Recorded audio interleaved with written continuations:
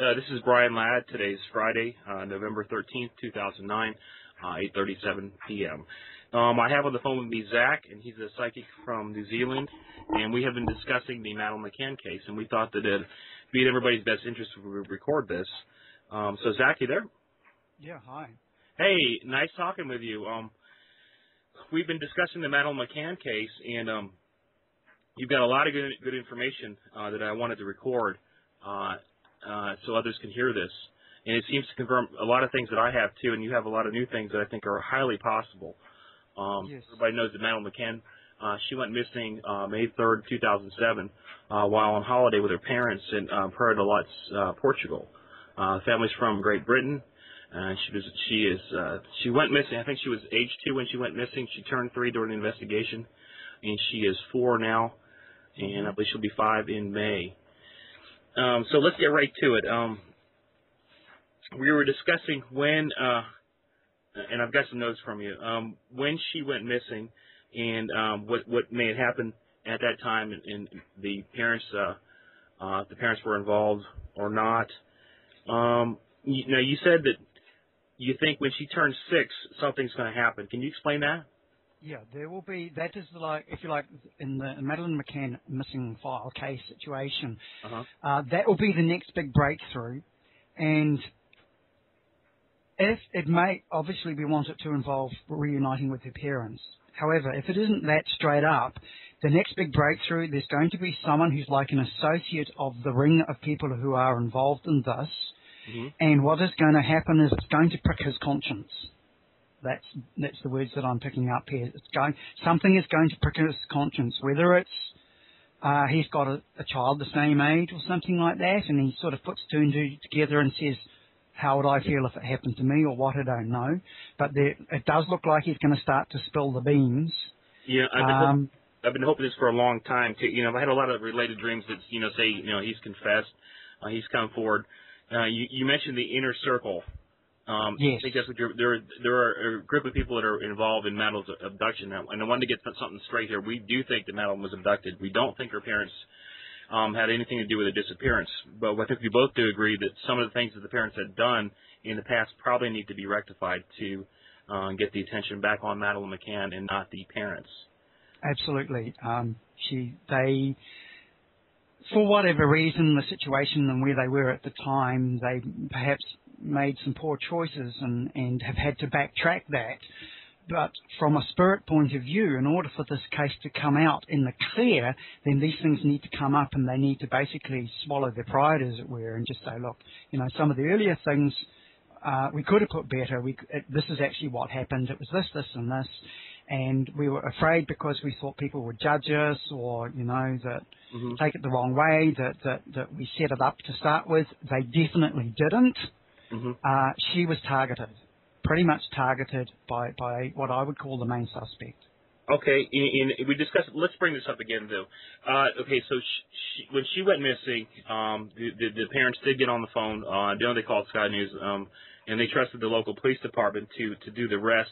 I don't blame them for calling Sky News, because if I was in a foreign country, and I don't trust the people around there, I would want to get in hold of somebody that I knew that would actually make sure that I'm not the next person that's going to be taken, and my child's going to be okay. So they did that. The Portuguese police came in. I don't think that the Portuguese police, the PJ, had an office there in Praia de Lotz. They were called over, I think. And then the investigation started from there. And from everything I've seen in the investigation, they did not take it seriously one bit. It's like that they knew where Madeline was, and they were just going along on the ropes, I guess, you know what I'm saying, just going what they thought they should do. Which is probably, pretty much how they conduct it in general terms anyway. What they weren't aware of and what really tripped them up was the intense scrutiny that it received from international media, and how suddenly the spotlight turned on them, and it's like, uh-oh. Right, but at the time they had no idea that this would be such a huge case. Sure.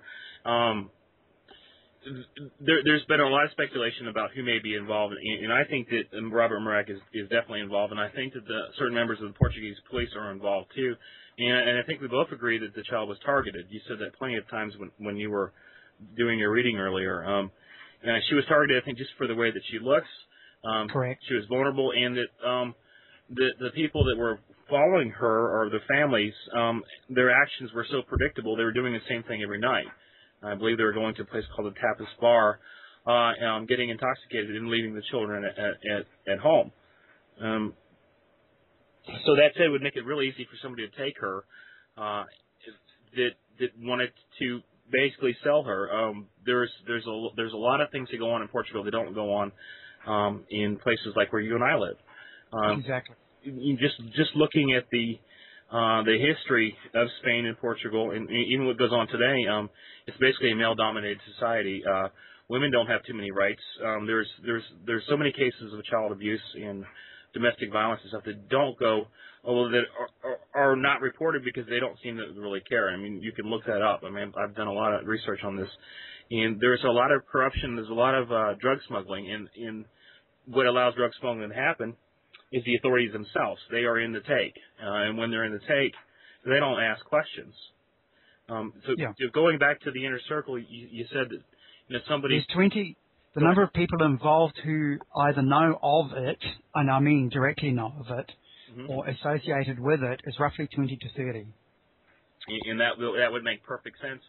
I actually think that Madeline was taken just like they would smuggle drugs. I think they're part of the same organization, and this person that maybe come forward actually, like you said, may have a child of their own that could be turning 3 or 4, and just gets a change of heart and confesses.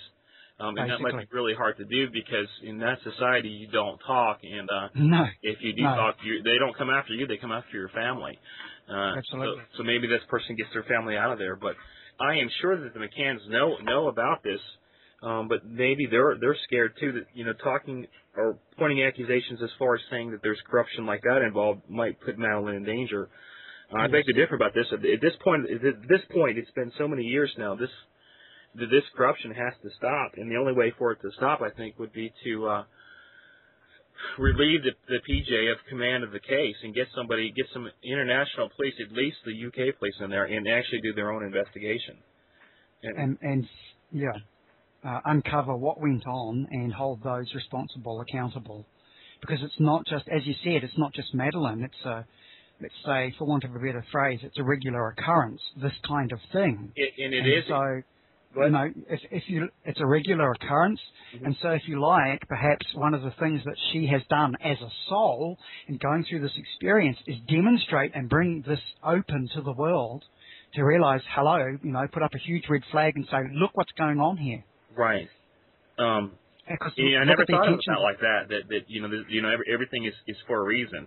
We were discussing another case. We were thinking, a tragedy happens, but yet it could save so many other lives.